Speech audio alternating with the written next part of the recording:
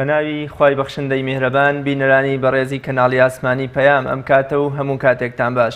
خۆشحاڵین لە ئەڵقەیەکی نوێی بەرنامەی باس و خواز بە دیداری ئێوەی زۆر بەڕێز و خۆشەویست دەگەینەوە.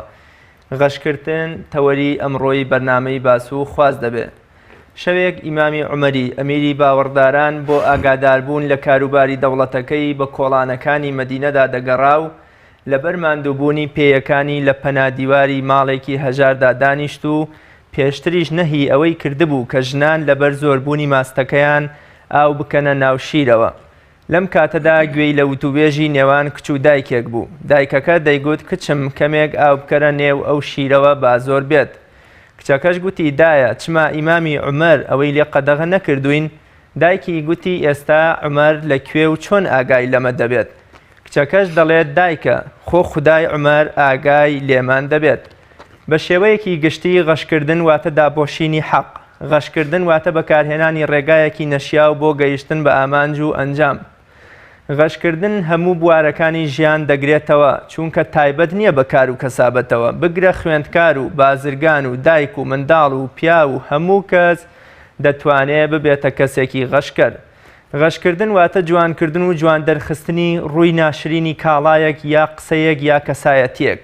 بۆیە ڕۆژێک پێغەمبەری خوددا سەلامی خوای لەسەر بێت دەچێتە بازاڕی شاری مەدینەوە و دەبینێت کابرایەکی کاسب گەنمە تەڕبوو کە ڕوو هەڵهێنەکانی خستۆتە بنی گوێنیەکەیەوە و هەندێک گەنمی جوان و وشکیشی کردوون بەسەردا بۆ ئەوەی عیب و عار و تەڕی و کە ڕوویان بشارێتەوە و خەڵکیش فری و بدا و بە گەنمە وشکەکەی سەرنجیان ڕابکێشێت و دواتریش لەسەر تەرازوو گەنمی تەڕیان بۆ بکێشێ. غەشکردن چییە و بەچی دەگوترێ غەژ؟ قورئان و فەرموودە چۆن باز لە ناپەسەندی ئەم کردەیە دەکەن. ئایا شاردنەوە و کەتمانی حەق بەشێک نییە لە غەشکردن؟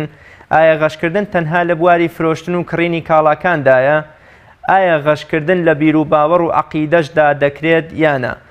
شاردنەوەی ناخی مرۆڤێک و بە پێچەوانە دەرخستنی بەشێک نییە لە غەش؟ لە ماوەی ڕابردوودا بەهۆی نابەرپرسێتیەوە سەدان کەس بڕوانامەی دکتۆرا و ماستەریان بەدەستهێنا بە شێوەیەکی نایاسایی. ئایا ئەمەش هەر جۆرێک نییە لە غەشکردن؟ بەڕێزان بۆ وەڵامی ئەم پرسیارانە و چەند پرسیارێکی تر میوانداری زۆر بەڕێز مامۆستا عەبدوڵڵا پێنجوێنی بانگخوازی ئیسلامیم کردووە و پاش ناوبڕێک دێمەوە خزمەتتان.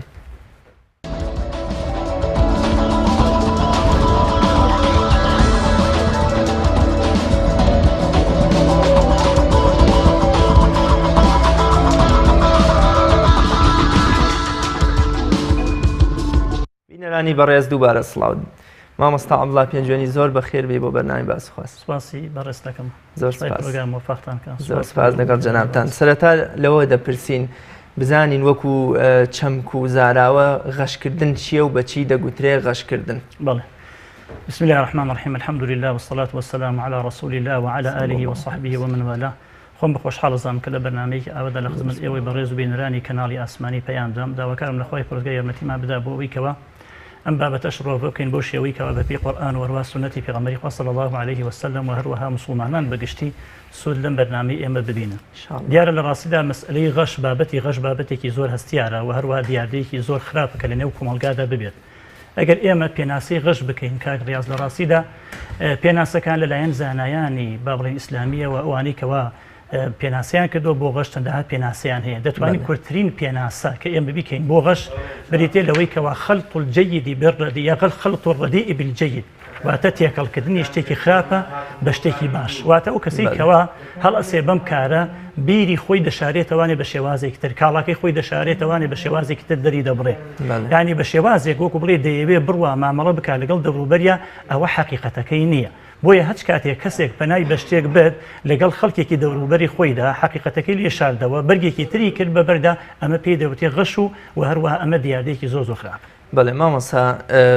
ئەو هۆکارانی کەوا لە مرۆڤ ئەکا پەنا بۆ غەشکردن بباتچین؟ وەڵا هۆکارەکان لە ڕاستیدا زۆرن مەسەلەی غەشکردن. یعنی یەکێ لە هۆکارانی کەوا هەمیشە لە نێو کۆمەڵگادا خەڵکی پەنای پێدەبن چ لەسەر ئاستی تاک، زۆرجار لەسەر ئاستی خێزان، لەسەر ئاستی بەرپرسەکان و هەروەها لەسەر ئاستی هەموو کەسێک کە بێوێ لەم ڕێگەیەوە معیشەت و ژیانی خۆی بەدەستبێنێ، بێوێ لەم ڕێگەوە هەنگاوەکانی ژیانی بنێ زۆر. یەکێک لەو لایەنانە لاوازی پەروەردەییە.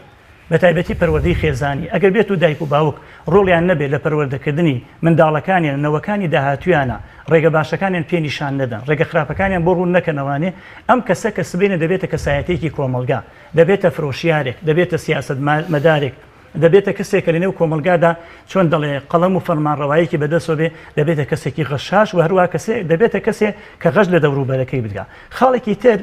کە خەڵکی پەنا بۆ مەسئلەی غەش ئەبەن گرنگی نەدانە بە مەسئلەی حەڵاڵ و حەرام واتە هەم و غەم و پەژارەی ئەم جۆرە مرۆڤانە تەنها ئەوەیە لەلایەنی مادیەوە پاریان دەستکەوێت کاڵاکیان ساغ بکەنەوانێ سەرۆت و سامانیان دەست بکەوێت و هەروە ببنە خاوەنی ئەوەی کەوا خەڵکی پێیان بڵێن دەوڵەمەندن ئەمەش پێغەمبەری خوا صلی الله عليه وسلم لە فەرمودەیەکی صحیحدا کە ئیمامی بخاری بۆمان دەگەڕێتەوانێ خەبەری داوە حەزەری لێکردن فەرمێتی یەأتی علی الناس زمان لا يبالي المرء بالمال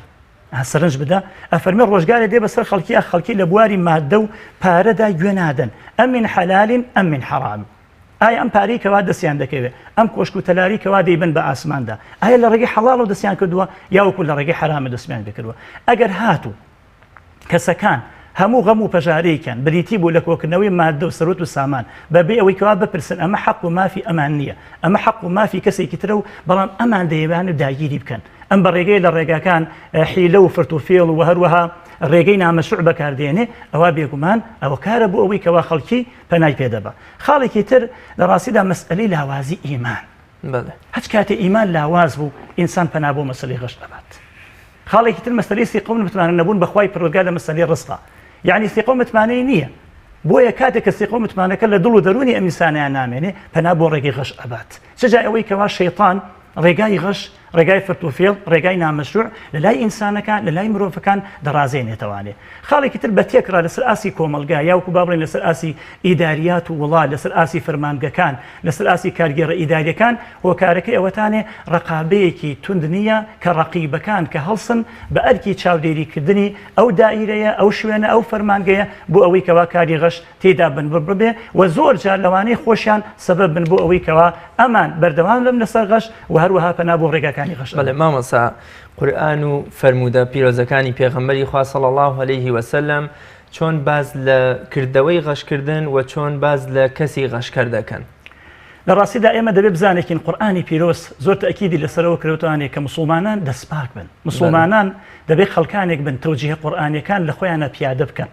بە شێوازێک کە قورئان هانیان دەدا بۆ کاری چاکە بۆ کاری دەستپاکی و هەروەها بۆ کاری ئەوەی کەوا هەمیشە ئەهلی ڕەحم و بەزەیی بن لەگەڵ دەوروبەری خۆیاندا قورئان پێمان دەفەرمێ لە سوورەتی مطەففیندا زەمی ئەمانە دەکات بە تایبەتی کە لە مەسئلەی کڕین و فرۆشتندا فەرمێ وەیل للمطەففین وەیل واتە هاوار نارۆنڵکە عەزاب سزا شوێنێک لە جەهەنەم وەکو هەندێک دەفەرمون بۆ تەرازو و بازان الذين إذا اكتالوا على الناس يستوفون بەڵام وإذا كالوهم أو وزنوهم يخسرون خەڵکانی صیفەت و ئاکاریان ئەمەتانە کاتێکەوە خەڵکی ئەدەن شتە دەن بە خەڵکی واتە شتیان پێدەپێون شتیان بۆ دەفرۆشن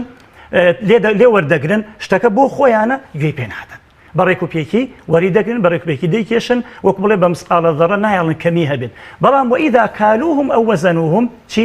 ئەفەرمی یخسرون کاتێکەوە بەڵام بۆیان دەپێون بۆیان دەکێشن کاتێک شتەکان پێدەن کاڵەکان بۆ لەگەڵدا ساغەکەنەوانی ئەفەرمێ ئەمانە غەشی لێ دەکەن و هەروەها بە نوقسانی و بە کەموکوڕی پێیان دەدەن بۆیە لێرادا قورئان دەفەرمێت حەزەرێک دەدا بەم جۆرە کەسانە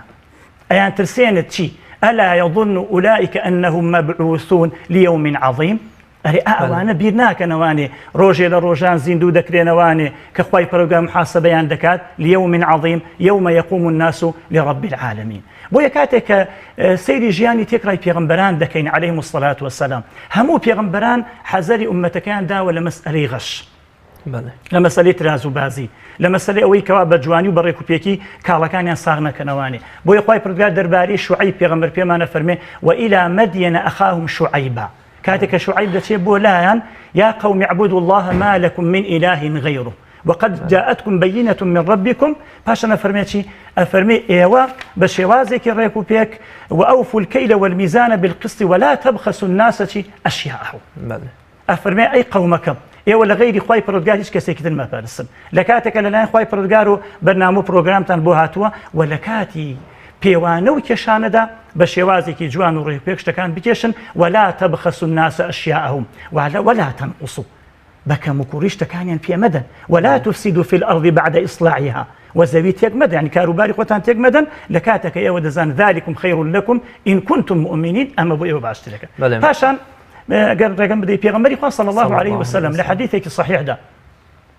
کە ئیمامی مسلم بۆمان دەگێڕێتوانێ لە ئەبوو هورەیرە و ئەفەرمێ ڕۆژێکیان پێغەمبەری خوا صلی الله عليه وسلم وەکو قائیدێک وەکو دڵسۆزێک وەکو خەمخۆرێک تەنها لە مزگەوت لەگەڵ مسلمانانە نەبوو بەڵکو لە کاروباری ڕۆژانەش و بازاڕیشە مشوری لێ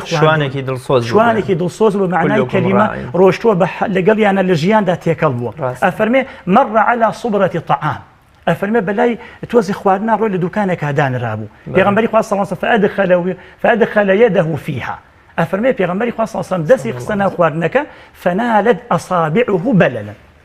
ئەفەرمێ پەنجەکانی پێغەمبەری ئەکرەم صلی الله عليه وسلم دەستی بەرتەڕی کەوت ئەم کەوتە ڕووی کردە کابراوتی ما هذا يا صاحب الطعام ئەرێ ئامە چییە تۆ کرد لەم کاتەدا کابرا بۆی کەوە وا نەزانەمە فێڵێکی کردووە فەرمی أصابته السماء يا رسول الله فەرمی پێغەمبەری خوا صلی الله عليه وسلم ئەوە باران تەڕی کردووە واتە بە عەمدی نەم کردووە بەغەش نەم کردووە فەرمی ئەفەلا جعلته فوق الطعام حتى يراه الناس وكما قال فەرمی ئەی بۆ نەخسووە سەرەوانێ تاوەکو خەڵکی بیبینێ لە ڕواایەتدا فەرمێت بۆچی ئەمتە بە لەلایەک وەدانە ناو ئەوەی کە وشکە بۆچی تەڕیکەش لەلاوەدانە ناوە بۆیە یاسایەکی گشتگیر بۆ هەتایە لە نێو مسلماناندا پێغەمبەری ئەکرەم صلی الله عليه وسلم دەری کرد بۆمان من غەشەنا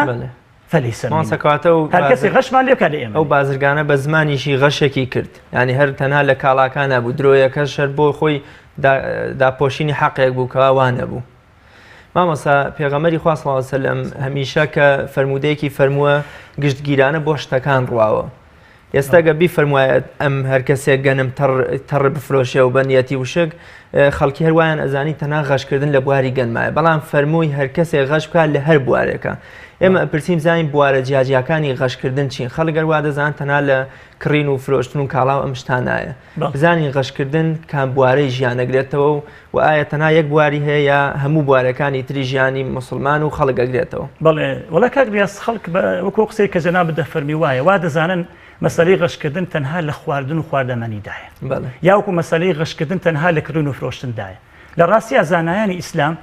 لە ڕوانگەی تێفکریان لە ئاەتەکانی قورئان لە ڕوانگەی تێفکریان لە فرمودەکانی پێغەمبەری ئەکرەم صلی الله تعالی عليه وسلم دەتوانین بڵێ بازنەی غەشیان بە تەفسیلتر باس کردووە. یەکێک لە دائیرەکانی غەش مەسئلەی کڕین و فرۆشتنە. مەسئلەی کڕین و فرۆشتن مەسئلەیەکی زۆر حساسە چونکە پەیوەندی بە ژیانی خەڵکی هەیە خەڵکی یا کڕیارن یا وەکو فرۆشیارن وصفاتی ئینسانی مسلمانی هەمیشە ئەمینداریەتیە بۆیە پێخوای پەروەردگار لە سوورەتی متڕەفیفینە هەڕەشە دەکات لەم جۆرە کەسان و پێغەمبەری خوا صلی الله عليه وسلم تەنانەت کاروباری ئەمانی بەسوێتوانی فەرمێتی بەرەکەت لەوەدایە کە ئەوان ڕازگۆ بن ئەفەرمێ البەیعانی بالخیار ما لم يتفرقا کڕیار و فرۆشیار ئارەزومەند مادەم جیان نەبوون نەتوانێ فإن صدقا وبينا ئەفەرمێ بوریکە لەهما في بيعهما ئەگەر ڕاستیان کرد و عیب شتەکانیان ئاشکرا کرد ئەوە خوای پەروەردگار بەرەکە دەخاتە کڕین و فرۆشتنەکانەوە بەڵام وإن كذبا وكتما محقت بركة بيعهما أفرمي بلام أكهاتو درويان كر راسيان نكر أوابي يقومان أبي بزانكن بركتك نامين كوابو مسألة غشيك إلا دائرة كاني غشيك إلا بازن كاني غشيك إلا ديادة كاني غش مسألة كرين وفروشنا لمعاملة دائرة أو معاملة خواردن وخواردماني به وهروها شتێکی کاڵای لەبەرکردن بێ و هەروەها مەسئلەی سیارە بێ خانوو پێکاتەکانی خانوو بێ شتی ئەلکترۆنیات و هەروەها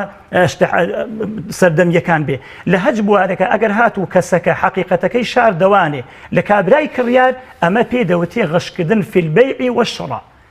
غەشکردن لە معاملەدا بووە چونکە لە ڕاستیدا ئەمە زۆر خەتەرە لە سەردەمی پێغەمبەری خواشە صلی الله تعالی عليه وسلم هاوڵانی پێغەمبەری خوا زۆر گرنگیان بەم بابەتە داوە هەروەکو جەناب لە پێشێکەکە بەسەرهاتەکەی عومەر و هەروەها کچەکە لەگەڵ دایکەکەدا کە بەسەرهاتێکی مەشهورە و جارێکیان ئەبوو هورەیرە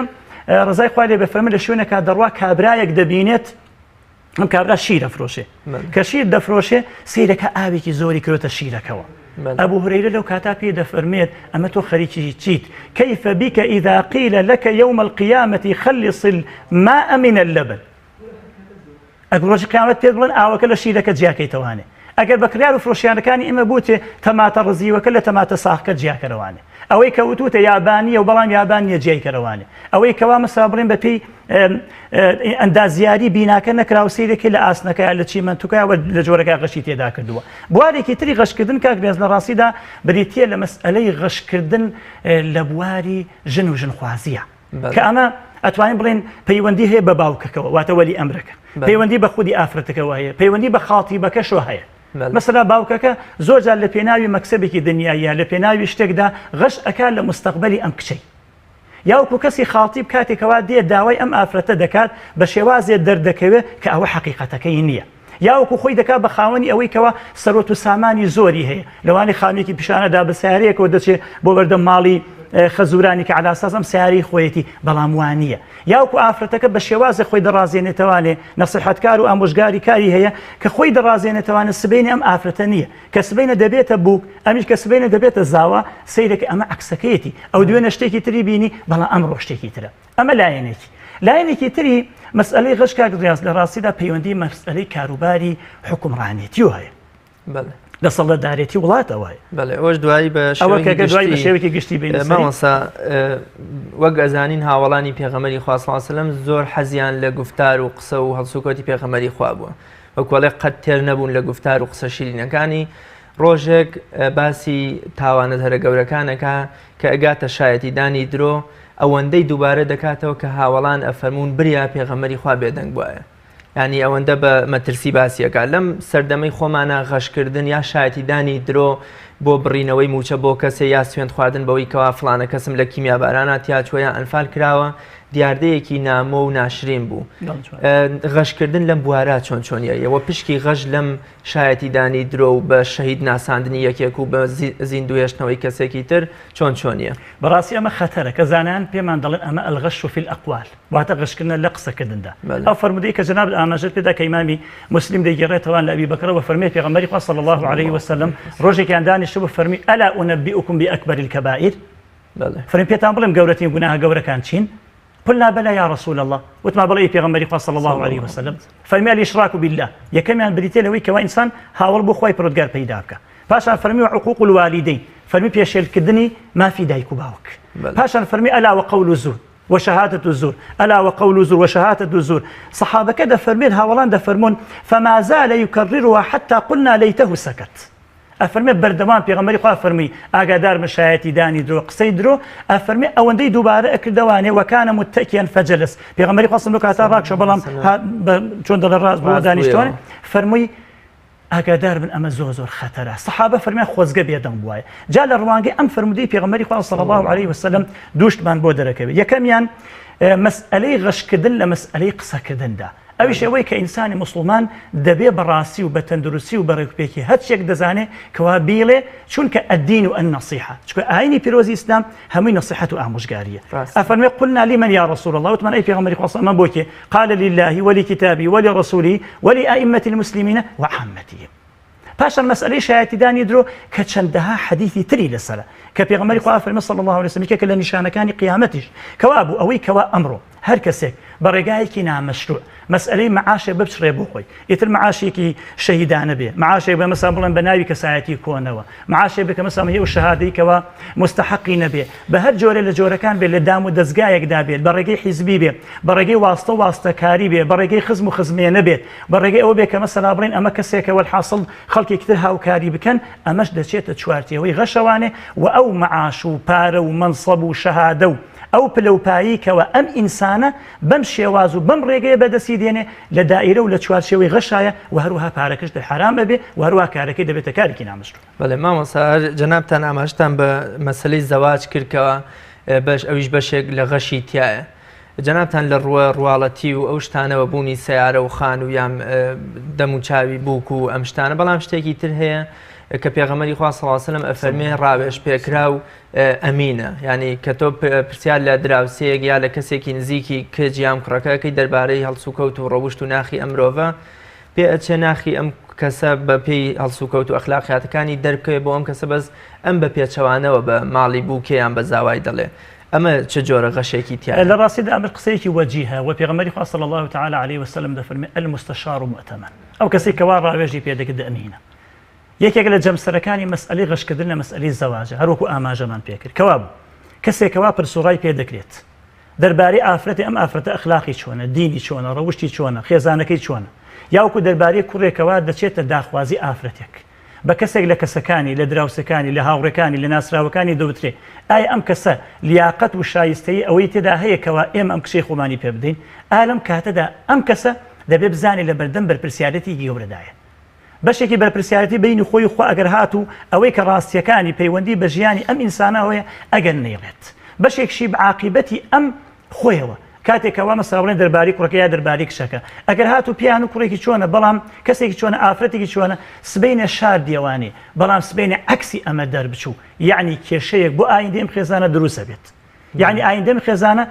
ئایندەیەکی باش نابێ ئایندەیەکی ڕۆشن نابێ کەوا بوو هەر کەسێک لەو بوارەدا غەشی کرد و حقیقەتەکەی نەشاردەوانی ئەوە خیانەتی لە ئەمانەت کردووە و ئینسانی موسڵمان هەمیشە دەبێ ئەمین بێت و کاتێککە پرسیاری لێ دەکرێت چی ئەزانێ دەرباری ئەو کەسە بە جوانی بە دروستی بە ڕێکوپێکی بیڵێ وەروە هیچ شتێکی لێ نەشارێت. بەڵێ مامۆستا لە ماوەی ڕابردوودا کاتێک کە بۆ نمونە لە هەرێمی کوردستانە سەدان کەسایەتیمان بینی کە بە ڕێگەی نایاسایی بڕوانامەی دکتۆرا و ماستەر و یا هەر بۆ نمونە کابرا شەهادەی پۆلی دوو سێی سەرەتایی و ناوەندیشی نەبوو بەڵام وەگەزانی لە جامیع و لە زانکۆکانە وەرگیرە ڕادەی غەشکردن لەمە چەنە ئایا ئەمەش غەش بوو بەرامبەر بە میلەت کراکە کەسێکی نەخوێنەوار ئێستا بڕوانامەی دکتۆرا و ماستەری پێدراوە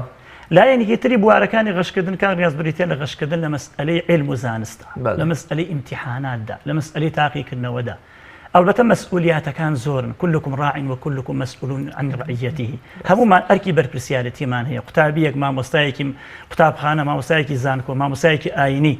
و هەروەها کاربەدەستێک لەم وڵاتەدا هەر کەسێک کە خۆی بەخەمخۆر دەزانێت تا ئافرەکە تا کابانێکی ماڵ تاوەکو کەسێکە وردە وردەوەکو بە عەقڵ و فامی دەکاتەوە لە ناو کۆمەلگادا بەداخەوە لە کوردستانی ئێمەدا بە کۆمەڵێک هۆکار و مبەڕیری نامەشروع زۆر جار خەڵکانێک توانیوانە ببن بە خاوەنی شەهادەی بەرز بێگومان ئەمانە خەتەرێکە کە لە بەردەم کۆمەلگایە دروست ئەبێت ئەگەر سەرەتاکەی لە ئیمتیحاناتی قوتابخانەوە دەست پێکا بە قۆناغێکە دەڕواستبینێ قۆناغ و قۆناغێک دێتێ بێشەوە جیلێک مەسئولیات و لێپرسیارەتی ئەرکی ئەم کۆمەلگایە دەگرنە دەست کەوا نابرپرسیارانە دەتوان بیبن بڕێوە ناتوان وەکو پێویست بیبن بڕێوە چونکە ئەمان ئەهلیەتی ئەوەیان تێدا نەبووە کەوا بوو ئەم مەسئلەیە کاتێک کە خەڵکی پەنا بوو ئەمە دەبا خۆی ئەهلیەتی ئەوەی تێدا نییە خوێندنەکەی بە شێوازێکی تەندروست نییە دەبێتە خاوەنی شەهادە و ماستەر و دکتۆرا لە کۆمەلگادا سبەینی ڕێ لە کێ دەگرێت ڕێ لەو کەسانە دەکەیتەوە مستحقن جێگەیەک پڕکاتەکەەوە مەسایی خەڵکێکی ترە بە تایبەتێکر هاتوو بوو بە واستە و ڕەشوە ڕۆژوەکاری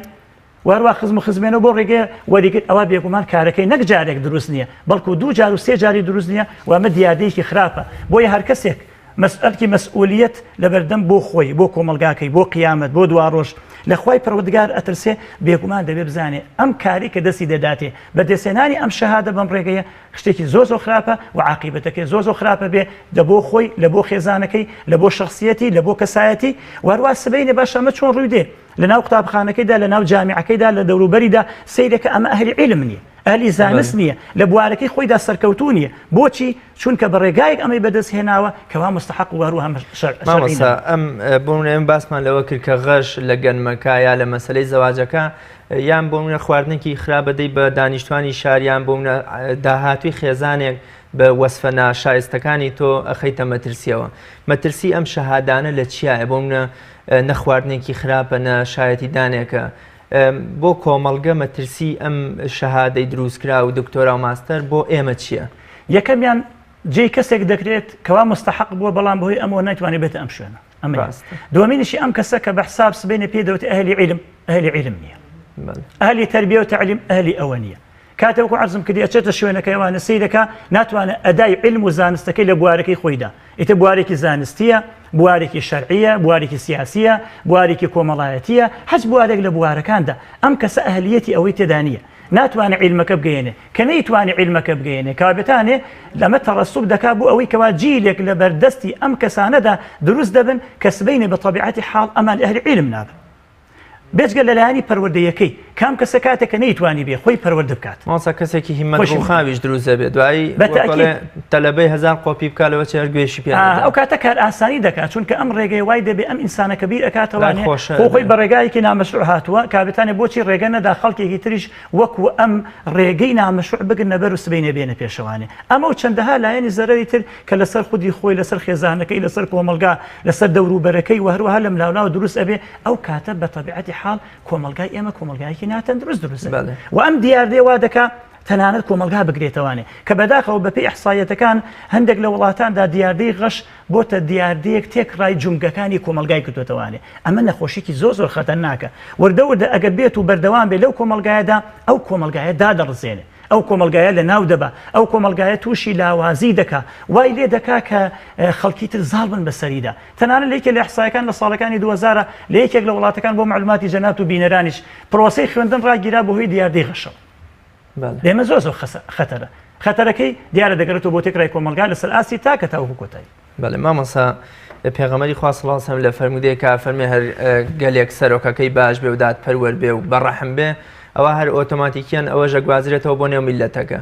یعنی ئەگەر بەرپرس و سەرکردەی وڵات دادپەروەر بێ غەش نەکەر بێ بۆ نمونە بەڕەحم و بەزەیی بێ ئەوە هەر ئۆتۆماتیکیان میلەتی شاو لێوە کات وەکوڵێ ڕێگەی هەڵە ناگرێتە بەر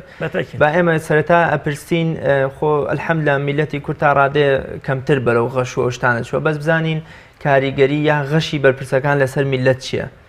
ئەگەر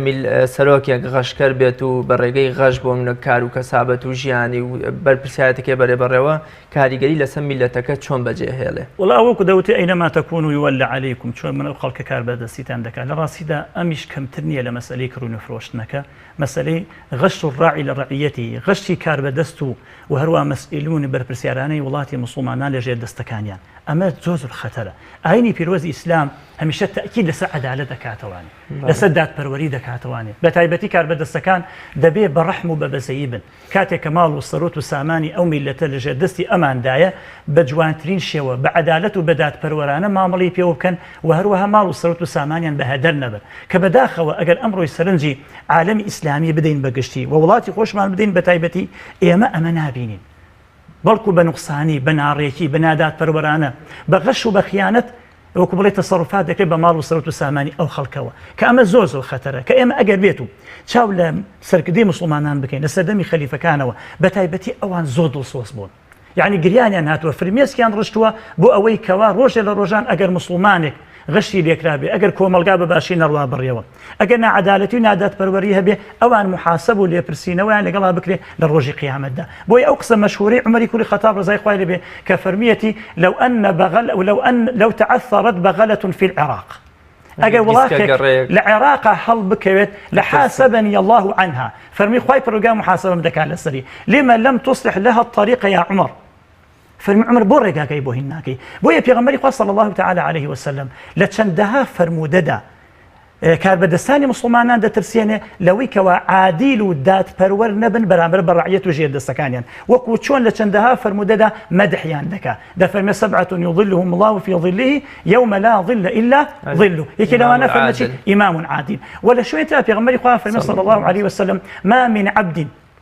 يسترعيه الله رعية هیچ کەسێک نییە کە فەرمێ کۆمەڵە خەڵکێک لەژێر دەستیان دەبن أفرمي يموت وهو يوم يموت أفرمي أو رجي كوا دمري وهو غاش لرعيته أفرمي غشيان لدكا إلا حرم الله عليه الجنة أفرمي بەهشتیان لەسەر حرام دەبێ ئەو جۆرە کەسانە بۆیە هەر کەسێک بۆ ڕێگا و بۆ شێوازە کار بەدەستێتی بکە بێگومان خوای پەروەردگاری باسی ئەو هۆکارانمان کرد کە بە شێوەیەکی گشتی مرۆڤەکان هانا ئەبن بۆ غەشکردن بزانین هۆکار چییە کە کار بەدەست و بەرپرسەکان کە بە حساب بوونەتە دەمڕاست و بەرپرس و دڵسۆزی میلەت ئەمان هانا بۆ غەش و خیانەت و وەکوڵێ نادەستپاکی ئەبن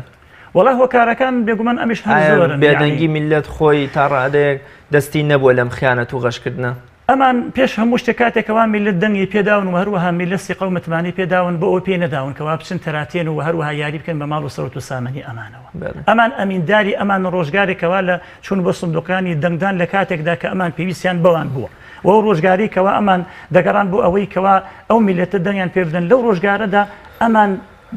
ئەتوانم بڵێم نیەتیان ئەگەر پاک بوو بێت ئەگەر ساغ بوو بێت ئەمڕۆ نەدەبوون ئەو کەسانی کەوا پەنجەی تۆمەتیان بۆ درێژ بکرێت یەکەمیان دەگەرێتەوە بۆ ئەوەی کەوا نابەرپرسانە ئەمان بەرامبەر بە میلەتەکەیان هەڵس و کەوت و تەسەڕوفات دەکەن یعنی لە کاتێکدا ئەمان لە ئاسی مەسئولیەتان بەڵام لە ئاسی مەسئولیەتە تەعامل ناکەن دووەمینیان دەگەڕێتەوانێ بێگومان هەچ کاتێ ئیمان لە دڵی مرۆڤەکانە باری کرد هەچ کاتێ ئەرکی بەرپرسیارەتیان بەرامبەر بەخوای پەروەردگار جێبەجێ نەکرد هەچ کاتێ بیریان لەوە نەکردوانێ کە ڕۆژێ لە ڕۆژان محاسب و لێپرسینەوەیان لەگەڵا دەکرێت لە بەردەم خوای پەروەردگاردا و کاتێکیش کە هیچ کەسێکی تر نییە لیان بپرسێتەوانێ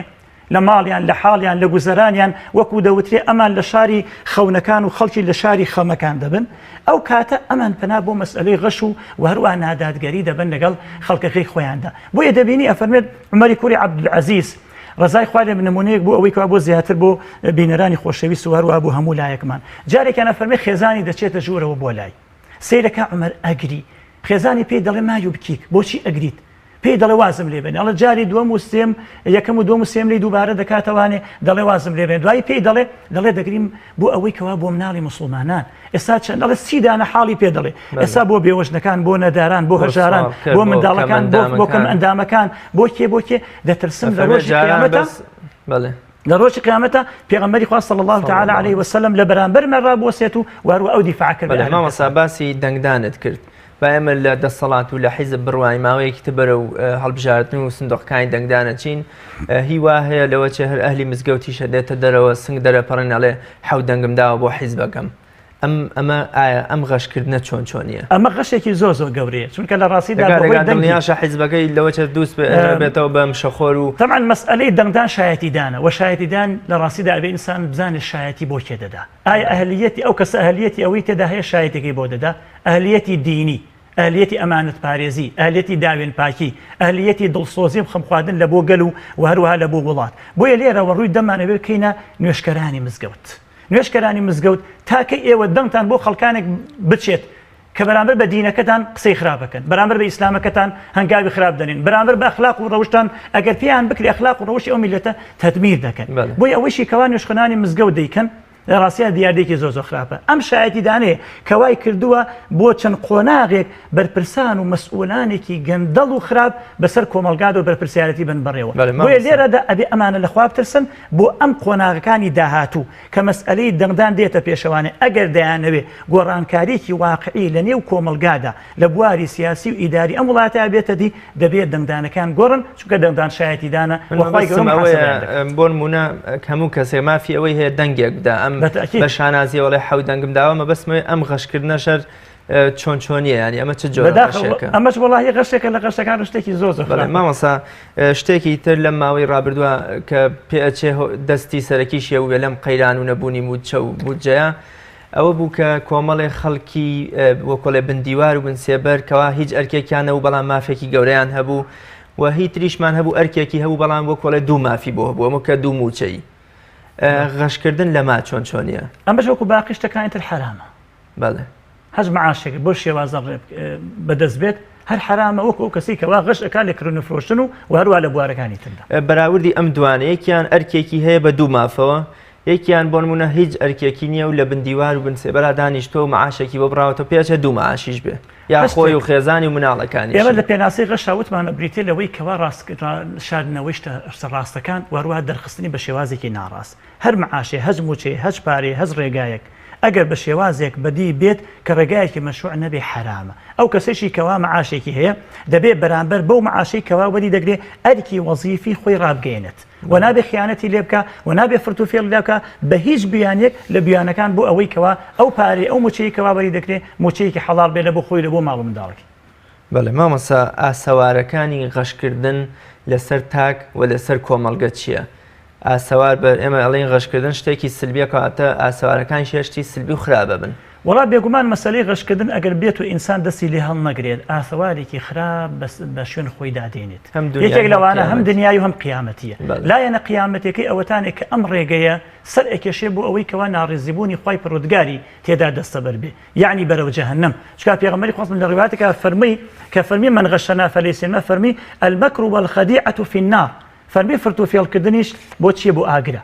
وهروها لایەنێکی تری ئەوەیەکەوە ئەم ئینسانە لە خوای پەروەردگار دوور ئەکەوێتەوانێ لە ڕێبازی پێغەمبەری خوا صلی الله علیه و سلم دوور ئەکەوێتەوانێ چکە وەکو سەرەتاوتمان پێغەمبەری ئەکرەم فەرمێت من غشنا فليس منا هەر کەسێک غەش بکە ئەوە لە ئێمە نییە واتە لەسەر ڕێباز و ڕێچکە و وهروها سنەتی پێغەمبەری خوا نییە صلی الله تعالی عليه وسلم کەوا بوو یەکێ لە ئاثارە دینیەکانی یەکێ لە ئاسارە بڵێن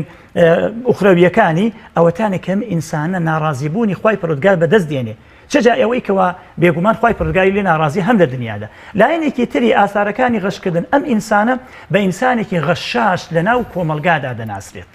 و خەڵکی لی دوورەکەونەوانێ و خەڵکی پەنجەی بۆ ڕادەکێشن حەز ناکەن لە هیچ بوارێکی سیاسی کۆمەڵایەتی و هەروەها کاروباری ڕۆژانی خۆیانە لەم جۆرە ئینسانە نزیک بنەوانێ پاشان دەبێتە هۆی ئەوەی کەوام ئینسانە دوعا و پاڕانەوەکانی لە لای خوای پەروەردگار وەرناگیرێت و خاڵی سەرەکی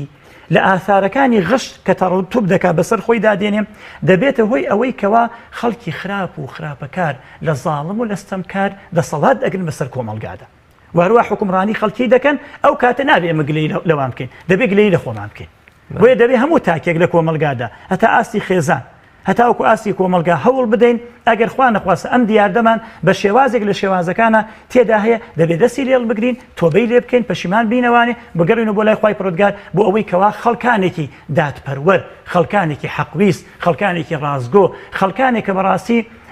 خەمخۆرانە ئیش بۆ ئێمە دەکەن ئەوان کار بەدەستی ئێمە بکەن بەڵام ئەگەر بێت و بەردەوام بن لەسەر غەش و تراز و بازی و وەروا خیانەتکردن و فرت و فێڵکردن لە دەوروبەری خۆمان ئەوە ئەو کاتە گلەیەکە تەنها لە خۆمانی بکەینەوانێ گلەی لە خەڵک نەکەین چۆن کار بەدەستی و کاروباری وڵاتمان لەگەڵدا دەبن بڕێ بەڵێ ماوەسا دیاردەیەکی تر هەیە بۆ منە ئێمە هەمیشە شانازیەکەین ئەڵێن کە مسلمان بوونی خەڵکی هیندستان و ئەندەلوس و بۆ منە سین لە ڕێی بازرگانەکانمانەوە بووە واتە لە ڕێی ئەخلاقی ئەوانەوە بووە بەڵام ئێستا گلەی ئەوە کرێت کە کۆمەڵێ بازرگان بەبێەوەی حەز بە بەرپرسیارەتی وجدان و ئەخلاقی خۆیان بکەن ئەچن بۆ منە لە وڵاتانە هەم وێنایەکی ناشینی دینەکەمان و مسلمانان پیشانی ئەو وڵاتانە دەنکەوە خۆیان بە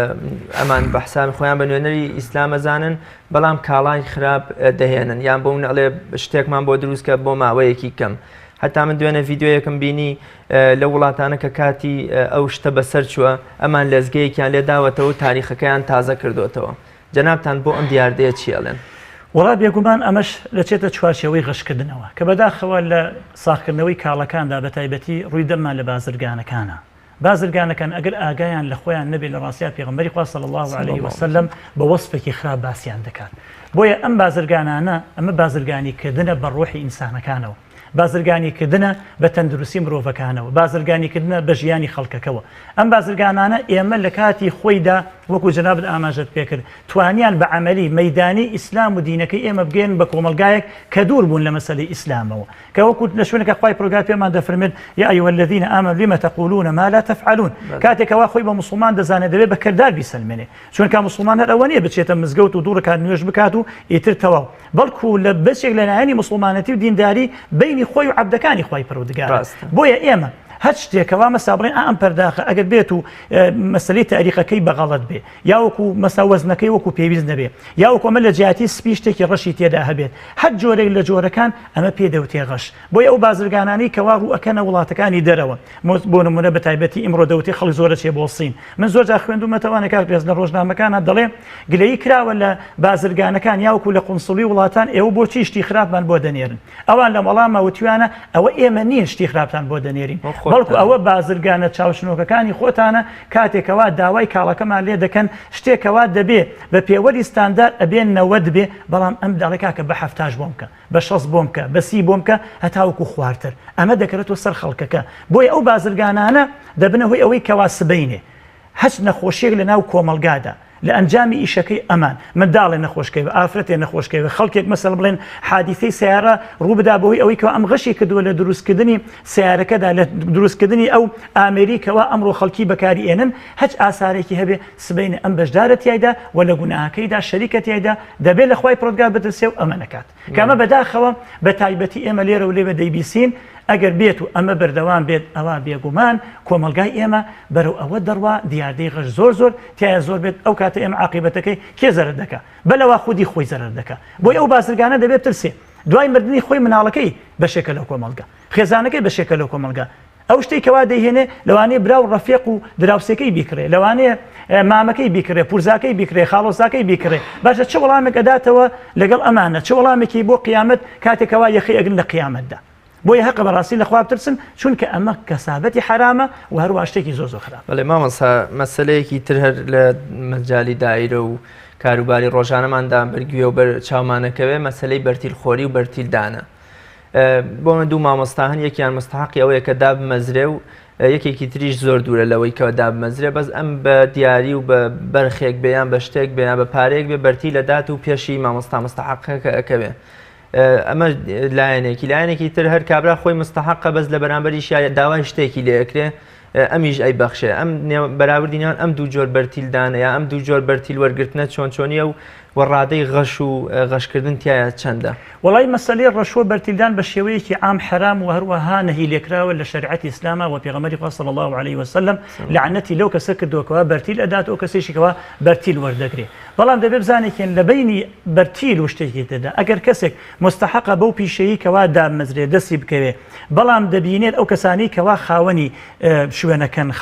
مەسەڵ قەڵەمیان بەدەستۆیە خاوەنی بڕیارەکەن حەق و مافەکە ناگێڕنەوە بۆ ئەم هەموو ڕێگاکە مەشروعەکان دەگرێتە بەر بۆ ئەوەی کەوا دەستی بکەوێ. ئالم کاتەدا ئەگەر هەوڵێکیدا بۆ ئەوەی کەوا دەستی بکەوێ مادەم بە ڕێگەی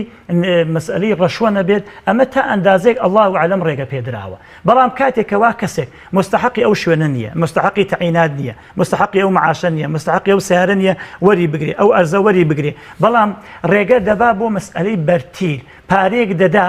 یاوەکو مەسەڵەن شتێک بە هەدیە بۆی دەبا دەڕێگەی کەسێکی ترەوە بۆ ئەوەی کەوا دەستی کەوێ بێگومان ئەمە غەشە و ئەمە ڕەشوەیە و ئەمە بەرتیلە و هەروە ئەمە حرامە. بۆیە بەراورد لە بینی ئەم دوو کەسەدا تا ئەندازێک لێک نزیک کرد بەڵام ئەمیکان ڕێکی نامەشروعە و هەروە پارەکەی حرام دەبێ ئەم یەکەیان مادەم مافێکی خۆی هەیە بەڵام ناچارە لە بابی ناچاریە تا ئەندازێک لێک جیاواز. بەڵێ مامۆستا لە مەجالی سوودمەندبوون لە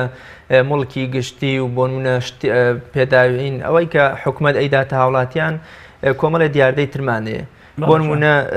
زیاد بەکارهێنانی کارەبا لە ڕێگەیەکی ناشەرعیەوە یان بۆونە لە ڕێگەیەکە کە بە فیلتەر و بۆ پێوەرا ناچێت کە دانراوە زۆر لە کۆمەڵی خەڵک ئەوە دەکەن یا بۆ نەمراندنی مردووەکان بۆ ئەوی هەر لە مەعاش و یان بایعی و ئەم شتانە هەبێت کە ئەمە بەداخەوە هەر لەم کۆمەڵگەی خۆمانە ئەیبینین. جەنابتان بۆ ئەمە چیەڵێن؟ ئەگەر مولکی تاک حرام بێت تەسەڕوفاتکردن پێیەوە تێیدا پەنا بۆ غەش ببرێت و شتێکی قەدەغە لێکراوە بێ لە ئیسلامدا لە ڕوانگەی قورئان و فەرمودەی پێغەمبەری خوا صلی الله عليه وسلم بە طریق الأولا مولکی گشتی حرامترێک و هەروە خراپترێکە. ئیتر مەسەلەی عەرز و ئاو بێت مەسئلەی کارەبا بێت حەج پرسێکی تر بێ مادامەکوونێ هەمووان خاڵی هاوبەشمان تێدایە هەمومان شەریکین تایدا هەمومان پشک و هەروەها مافی حەقبوونمان هەیە تایدا هەر کەسێ بە ڕێگایەکی نامەشروع دەست بگرێ بەسەر مولکێکی گشتیدا یاوەکو بەکارهێنانی ئەو مولکە گشتیە بە شێوازێکی زیاد لە حەد و پێویستی خۆی ئەوە بێگومان ئەوەش هەر غەشە و ئەوەش گوناهە و هەروە ئەوەش تاوان. بەڵێ هەر دیاردەیەکی تر بە تایبەت لە نێو عایلەی موسڵمانانە غەشکردن لە ماڵی هەتیو لەلایەک و غەشکردن لە بەشە ئەو کەسانی کە میراتت لێ دەبن بە تایبەت برای گەورە لە خوشکەکانی یا لە برای بچووکی ئەمەش دیاردەیەکە و ڕۆژانە بەرگوێمانەکەوێ ئایا ئەمەش غەشە یان ئەمە دیاردەیەکی ترە و جەنابتان بۆ ئەمە چی دەڵێن؟ ئەمە شتێکی غەش و شتێکی حرامە خوای پڕۆگەرە فەرمێ وەلا تەئکولوا ئەموالەکم بەینەکم بالباطل ئەوەی کەوا ماڵی هەتیو دەخوات ئەم ماڵ و سەرەوت و سامانی کەوا داگیری ئەکات و هەروە پێیان نادا ئەوە بێگومان ماڵێکی حرام دەخوات. ماڵ خواردنی هەتیو یەکێکە لە گوناهە گەورەکان یەکێک لەو گوناهانەی کەوا عقوبەی لەسەرە کە قورآن لە چەندەها شوێندا ئاماژەی پێ دەکات کە مسلمانان خۆیان بە دوور بگرن لە ماڵی هەتیو و پێغەمبەری خوا صلی الله عليه وسلم فەرمێتی ئەنە وەکافی اليەتیم کەهاتەین فەرمێتی من ئەو کەسێک کەوا سەرپەرشی هەتیو دەکەین ئەفەرمێت ئێمە ئاوای نانێ جا لە کاتێکا پێغەمبەری خوا صلی الله عليه وسلم خۆی بکات بە خاوەنی کەسێکەوە خەم لە هەتیو دەخوا ئەی باشە کەسێک بچێ ماڵ و سەرەوت و سامانی هەتیو داگیر بکات. لەبەرەوە ئەمە دیاردەیەکی زۆر خەتەرە دەبێ بزانێکین هەر کەسێک بەو شێوازە بەو تەسەڕوفات بکە بێگومان گوناهبار ئەبێ. مەسئلەی میرات بۆ معلوماتی جەنابن بەداخەوە زۆر لە مسلمانان دەچن مافی کوڕەکان دەدەن بەڵام مافی کچەکان نادەن بێبەشیان دەکەن ئەوەش هەر خواردنی ماڵە بەناحەق ولا تأكلوا أموالكم بينكم بالباطل غەشکردن بێ هەج ڕێگەی بە لە ڕێگەکان حەقی خۆیان پێ نەدەن بێگومان گوناهبار. بەڵێ مامۆستا لە پەراوێزی فەرموودەکەی پێغەمبەری مەزنا صلی الله عليه وسلم کە فەرمێت لە ئێمە نییە ئەمە یعنی لە ئێمە نییە واتە مسلمان نییە لە ڕیزی مسلمانانە نییە بەڵام پێغەمبەری خوا صلی الله عليه وسلم ئەبینی بۆ سزای مەشروب خۆر بێ زینانکار بێ سوخۆر بێ ئەمەی نەفەرمووە بزانین ئەم وەکو ئەڵێ ئەم مژدە ترسناکە یا ئەم لە دەرکردنی مسلمان لەم بازنەی ئیسلامەتی کە پێغەمبەری خوا فەرمێ لە ئێمەنی هەر کەسێک غەش بکات و شتمان لێ بشارێتەوە ئەم سزایە چۆن نییە کە پێغەمبەری خوا بەو شێوە توندە ئاگادارمانەکاتەوە کە هەر کەسێک غەش بکات و خەڵکی فریو بدا لە ئێمە نییە. پێغەمبەری خوا صلی الله تعالی علیه وسلم بۆ شتێکەوە عاقبەتەکەی زۆر خراپ نەبێت زۆر گەورە نەبێت ئەم جۆرە فەرمودانە نافەرمێت.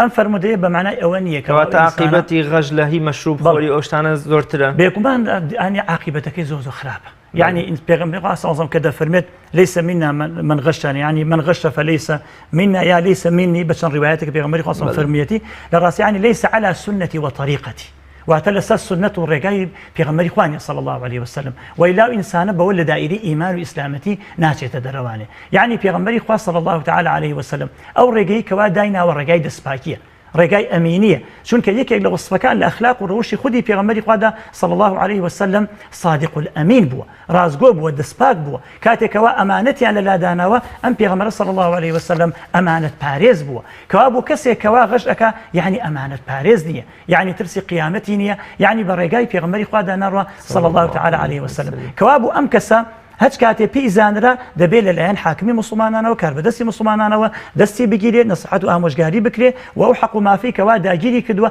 دەبێت لێی بسێنرێتوانێت بێتێتەوە بە خاوەنەکەی. سزای دنیایی بۆ من ئەگەر حکمێکی ئیسلامی هەبێت سزای کەسێک کە غەشی کردووە چییە؟ بێگومان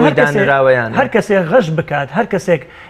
خاوەنی غەش بێ ئەو کاتە حاکم و کاربەدەستی مسلمانان ئەگەر هاتوو بە بەڵگە و بە ئەدیلە و بە بەیینەوە معلوم بوو کەم کە کەسێکی غەش بازە ئەبێ حاکم مسلمانان سزای بدات و هەروەها وەکو بڵی لا نەدا لە سزاکەی بۆ ئەوەی کەوا خەڵکی تری پێتەمە بێت و هەروە خەڵکی دەرسی لێ وەربگرن نەوەکو بەردەوام مامۆستا کاتی بەرنامەکەم زۆری نەماوە دەپرسم زانم چارەسەری غەشکردن یا ئێمە چۆن ڕوبەڕووی غەشکردن ببینەوە و لە کۆمەڵگەدا بنبڕی بکەن هەم وەکو دەسەڵاتداران هەم وەکو تاکەکان. وەڵام مەسئلەی چارەسەرکردنی غەش لە ڕاستیدا یەکێ لە چارەسەرەکان بریتێ لە پەروەردەی جوان.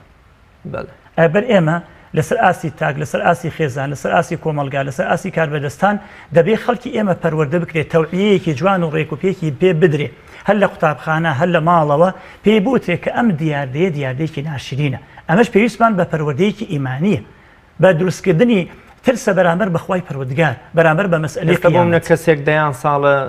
لەناو غەش و غەشکردندایە ئێمە چۆن چارەسەری ئەمە بکەین ئەگەر کەوات منداڵێک پەروەردە بکەین. بێگومان ئەو جۆرە کەسانی کەوا مەسا چەند وەختەوە حاڵەتیان بەسەر هاتووە ئەگەر بێت و وەکو بڵی قسەیان لەگەڵا بکرێ و هەروە هەنگاوێ لەگەڵا بنرێت هەوڵ بدە لە هەز ڕێگە لە ڕێگەکان هۆشیار بکرێنەوانێ لەوانەیە دوور نییە تۆ بکات و هەروە پەشیمان بێتوانێ و گەڕێتەوە بەلای خوای پەروەردگار. ئەبێ ئەم ئینسانانە دائیمەن ئەوە لە بەرچاو بگرێ ئەم کەسەی کەوا تووشی غەش بووە کە عاقبەتی غەش عاقبەتێکی خراپە